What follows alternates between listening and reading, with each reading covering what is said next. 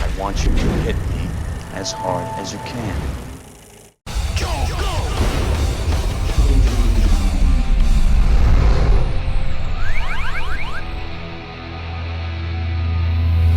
In 2003, Pixar delighted us with the tale of a nervous clownfish who just kept swimming across the ocean to find his lost son in Finding Nemo. Now 13 years later, Marlin, Nemo, and Dory are back once again in Finding Dory. And though Pixar's sequels have ranged from utterly amazing to holy Jesus my eyes, this one sure has a lot of promise and is probably gonna make an ocean full of money. So now let's take a look at another sequel to another famous cinematic fish tale that is one of the most iconic films ever made. Yes, Steven Spielberg's Jaws reached many milestones when it opened in the summer of 1975. It made millions of people afraid to go in the water, it turned Steven Spielberg into one of our greatest filmmakers, and it helped create the concept of the summer blockbuster. And after Universal found success with a Spielberg-less sequel in 1978, they decided to really press their luck in 1983 with yet another sequel, Jaws 3D. At the time, studios were anxious to cash in on the 3D movie craze, so Universal saw fit to bring that smiling son of a bitch right into audiences' faces. But audiences saw this for the cheap gimmick that it was, and the third flick ended up grossing way less than the first two and received 5 Razzie nominations. So let's see if Jaws 3D holds any water nowadays, even though this version I'm watching is only in 2D and doesn't have the benefit of that extra sweet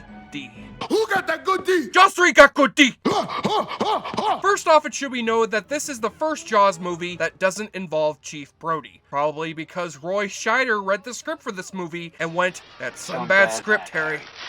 So instead, our film focuses on Brody's fully grown sons, namely Mike Brody, played here by a young Dennis Quaid, and now a park engineer for SeaWorld, who's fallen in love with Kay, the park's whale biologist. What's the matter? It's just that Dennis found out he's gonna grow up to be the sane brother in the Quaid family. One day, a great white shark follows behind some water skiers into the park, and in true Jaws fashion, gets to killing some hapless swimmers. One of them is an employee for the park, so Mike and Kay investigate his disappearance, only to come across the shark, who snuck into the park and kills people in the dark. And something aardvark? So, seeing an opportunity to have the first great white shark held in captivity, they hunt down the fish and put him to sleep with the help of an oceanographer, played by Simon Manimal McCorkindale, and park manager Calvin Bouchard, played by Lou Gossett Jr. So, Mr. Gossett, you just won an Academy Award for an officer and a gentleman. What are you gonna do next? I'm gonna go to SeaWorld! But Bouchard is anxious to start making some money off the great white, so he immediately puts it out in display to the public. Move the fish. I'll be able to stand in line and see it before 3. Yes, because when that mayor kept the beaches open in the first Jaws, we all know nothing went wrong in the slightest. My boy is dead now. In this case, though, the shark ends up dying, and the park employees now have to face an even bigger problem when that shark's 35-foot mother comes swimming in for some bloody vengeance. Mommy's very angry. And thus you get a movie that feels less like a sequel to an Oscar-winning masterpiece of cinema and more like one of the numerous flicks that ripped off Jaws. Piranha, Tentacles, hell, this movie's on the level of Sharknado, especially when you see the god-awful special effects in this shit. I don't think any amount of 3D would make these blue screen effects any less laughable, nor make these shark effects any scarier. I mean, we all know how Spielberg shot around the bad shark effects in the first movie and managed to make it scarier, but the sharks in Jaws 3D are seen front and center, and they look as convincing as a little kid's bath toys.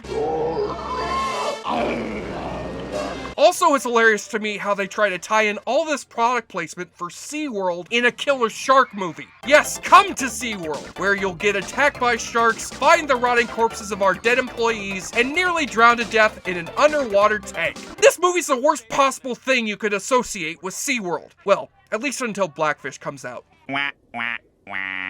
But as bad as this movie is, I didn't say that it wasn't enjoyable. In fact, this is a fun piece of chintzy 3D schlock, even without a stupid pair of glasses, that gives you plenty of bad movie bang for your buck. Watching a movie where the future stars of Enemy Mine scream in terror at the sight of a toy shark is a delight to watch in any dimension. Also, keep in mind that I was originally gonna do Jaws the Revenge for this video, and I gave up on that shit an hour in before I died of boredom. So Jaws 3D feels like The Empire Strikes Back in comparison. And I gotta give this one credit for trying to maintain that same build of suspense as the first movie, though it ultimately and hilariously fails at it. So if you want a fun blend of corny suspense and visual effects that are on par with the Jaws Universal Studios ride, Whoa, that is one big, scary shark. then Jaws 3D is just the ticket. I mean, forget the shark. The scariest thing you're gonna find in this movie is this dude wearing a Shamu costume. He's got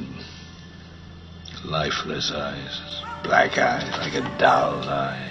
We're gonna need a bigger keg because it's time to trade in your 3D glasses for some beer goggles to play the awfully good drinking game. Take a shot or drink every time Jaws attacks or kills somebody. Hey, watch this, watch this. Look at me, I'm in a Go-Go's video. Vacation, all I ever wanted. I love that one. They shove another amazing 3D effect at you. Yes, this was back when 3D was nothing but a cheap gimmick that barely did anything, and people ultimately stopped giving a shit about. Hey, wait a minute. Lou Gossett Jr. says, "Him." No lie, boys and girls. He gonna be here. Tell Brody to get down here to the Neptune room on the double, yeah? Get me some medical attention here, quick! Hey, you wanna know what Lou Gossett Jr.'s favorite Beatles song is? Here, there, and everywhere. And take a double shot not only when Dennis Quaid mispronounces AWOL, Shelby Overman's AWL. but when they kill Lou Gossett Jr.'s nephew. Why don't we blow it up? Listen, nephew. Look, I'll admit, the only reason I pointed this scene out is that I needed some sort of excuse to reference the Samuel L. Jackson death scene from Deep Blue Sea. So here you go. Woo! Oh, I feel much better now. And on the nudie watch, it wouldn't be a Jaws movie without a lot of bikini-clad victims getting chomped on by a shark. One of them being a young Leah Thompson in her first movie role. And her character has a job dancing in a show with a terrifying-looking mascot. Seriously, the big problem at SeaWorld isn't how they're treating their whales, it's their mascots looking like living nightmares.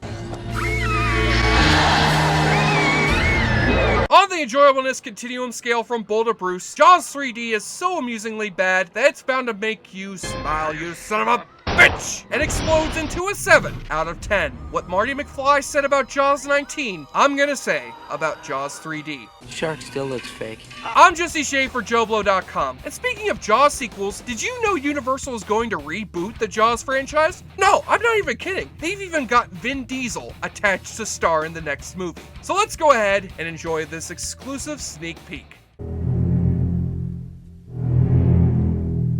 Head shark!